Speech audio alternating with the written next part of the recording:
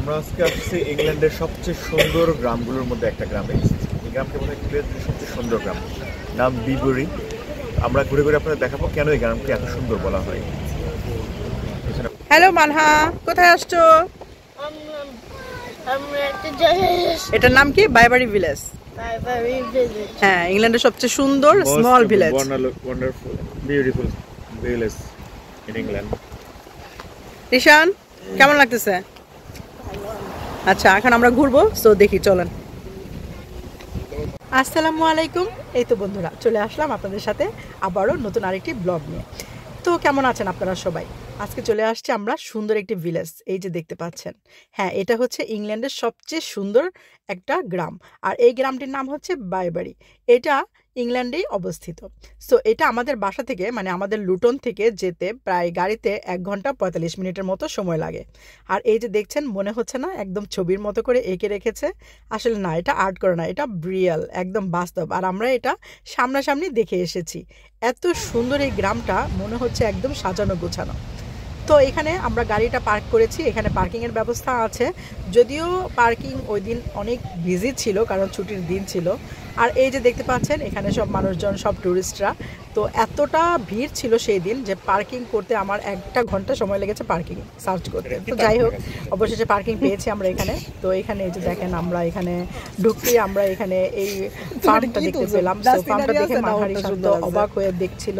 তো এখান থেকে যেতেই চাচ্ছিল না। আমাদের খাবারের সময় ছিল। সো সামনে যেহেতু এখন আমরা লাঞ্চ করে বের হইনি, সো এখানে পৌঁছাতে আমাদের লাঞ্চ টাইম হয়ে গেছে। সো লাঞ্চ টাইম যেহেতু হয়ে গেছে, তো ভাবলাম এখান থেকে আমরা খাওয়া দাওয়া করি। যে এখানে 4-5টা শপ আছে।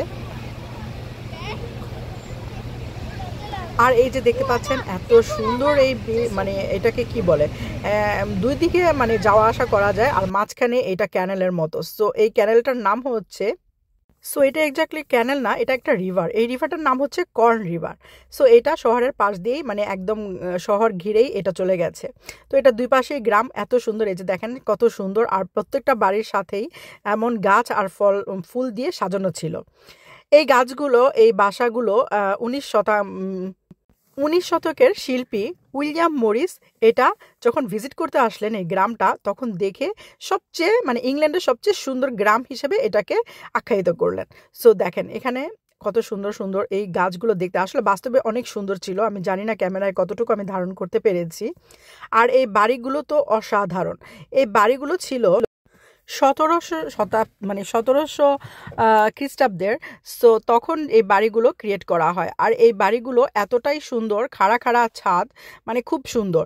আর এখানে কিন্তু সেই আমলে তাঁতিরা বাস করতো। আমি শুনেছি সেই সময় তাঁতিরা এই বাসাগুলো ইউজ করতো কাপড় শুকানোর জন্য। এখানে কাপড় সরবরাহ করতো, যেটা তার পাশের শহর আর্লিংটন মিলে, সেখানে ওরা এই কাপড়গুলো নিয়ে যেত সেল করার জন্য। তো এখানে মানে এই গ্রামটা যেটা বলা যেতে পারে যে তাঁতিরা এখানে বসবাস করতো। এই যে দেখতে পাচ্ছেন, এখানে ফার্ম আছে, গার্ডেন আছে, আর খুব সুন্দর এই রিভার কর্নটা। তো মানহার ঈশান মানে গরমের মধ্যে একদম বিরক্ত হয়ে গিয়েছিল, তো ওরা আইসক্রিম খাচ্ছে কিনে। আর আমরা এখানে ভিডিও এবং ছবি তুলে নিচ্ছি।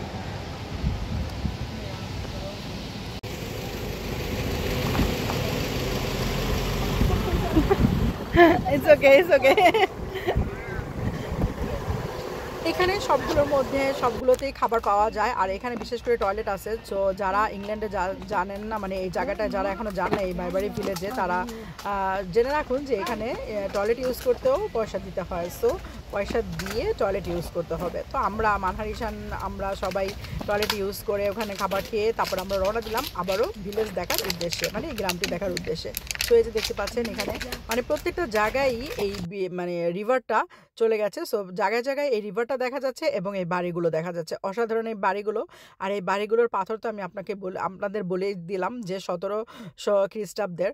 সো এইখানে দেখেন, এই পাথরগুলো এত সুন্দর আর এত মজবুত যে তখন থেকে এই বাড়িগুলো কোনো চেঞ্জ নাই, মানে ঠিক একই অবস্থায় আছে।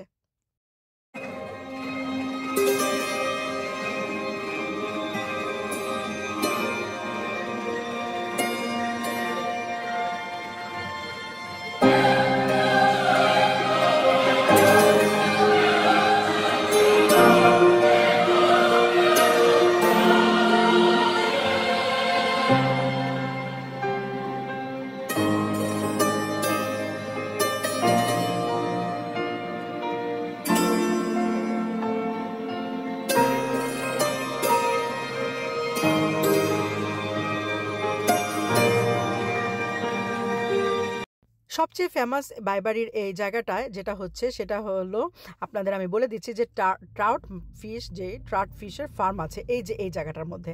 সো এখানে আমরা ঢুকতে পারিনি কারণ ওই দিন ঢোকার জন্যে আসলে এখানে আগে থেকে অ্যাপয়েন্টমেন্ট নিতে হয়, অনলাইনে অ্যাপয়েন্টমেন্ট নিয়ে তারপর আসতে হয়। আমরা যেহেতু বিষয়টা জানতাম না, সো আমরা দিন চলে আসছিলাম অ্যাপয়েন্টমেন্ট ছাড়াই, তো আমরা আসলে ঢুকতে পারিনি কারণ ওরা বললো যে অনেক বিজি, সো স্লট একদম ফিল আপ হয়ে গেছে, সো ওই দিন আমরা ঢুকতে পারবো না। তো যা কি আর করার, আমরা ট্রাউট ফার্মটা আপনাদের দেখাতে পারিনি, বাট অসাধারণ ছিল ওই জার্নিটাও। দেখি আরেকদিন সময় করে আমি আবার যাব অনলাইনে অ্যাপয়েন্টমেন্ট নিয়ে, দেন আপনাদের সাথে আমি শেয়ার করবো সেই ট্রাউট ফার্মটা। আর আরেকটা যেটা ইম্পর্টেন্ট সেটা হচ্ছে চার্চ, স্যাক্সন চার্চটা এখানেই আছে। সো অনেকেরাই আছে যে এই চার্চটাও দেখতে যায়, আর এই চার্চটাও নাকি খুবই, এই যে দেখেন আমি আপনাদের সাথে বাইরের দিকটা শেয়ার করছি কারণ যেহেতু আমরা মুসলিম, সো চার্চে আমরা যাইনি, তো বাইরে থেকে আমি আপনাদের সাথে শেয়ার করলাম চার্চটা। তো এই যাই হোক, আমরা চার্চটা ঘুরে ট্রাউট ফার্মটা দেখতে পারলাম না, তো সেখান থেকে চলে আসলাম। তো এসে আমরা আবার রওনা দিলাম এই ভিলেজ দেখার উদ্দেশ্যে, ভিলেজের যে ছোটো মানে এই ঘরগুলো আছে এই ঘরগুলো দেখার উদ্দেশ্যে। এখানে অনেকেই, এই জায়গাটা খুবই ফেমাস কারণ এই জায়গাটার মধ্যে সব বাসাগুলো সুন্দর মতো দেখা যায়, সো সবাই এখানে দেখছে।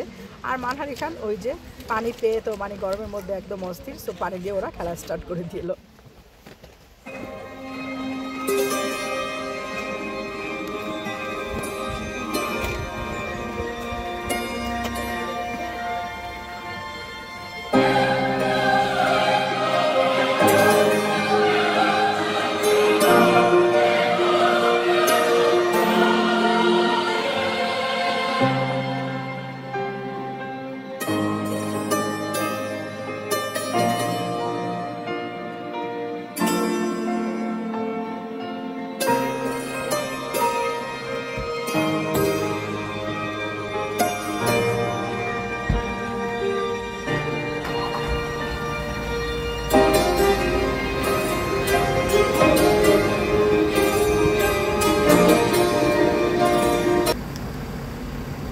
মাছে ভাতে বাঙালি, আমরা পিকনিক স্পটে আইসা ভাত আর রাইস, ফ্রাইড রাইস, আমরা পিকনিক স্পটে আইসা ফিশ দিয়ে ফ্রাইড রাইস দিয়ে আমরা খাচ্ছি, এই যে মানে পিকনিক স্পট। ওখানে আরো গ্রুপ আছে খাচ্ছে, রাইস রান্না করলে ভাত হয়। আর এই যে দেখেন পিকনিক স্পটে আইসা আমরা খাইতেছি। ঈশান একটু খাওয়া,